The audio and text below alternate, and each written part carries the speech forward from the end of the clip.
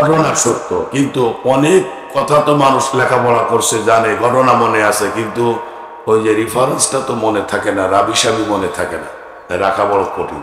কিন্তু পড়ছে, ঘটনা সত্য, আর এই কাহিনী সত্য। সুবহানাল্লাহ। এবারে তালাক করবেন কে?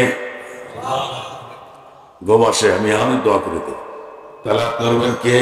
বন্ধ হয়ে যাবে, এবং বান্দাদের যখন হুঁশ ফিরবে তখন স্লোগান দেবে, পাগল পারা হয়ে কানবে, আল্লাহ তোমার জান্নাত চাই না।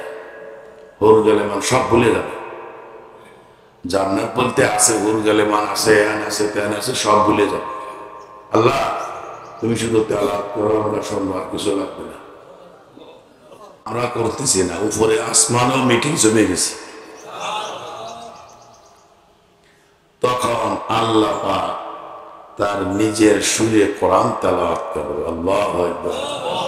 মানুষ পাগল পারা বেকার হয়ে যাবে, মানুষের হুঁশ হারায় যাবে, এক কথায় শেষ।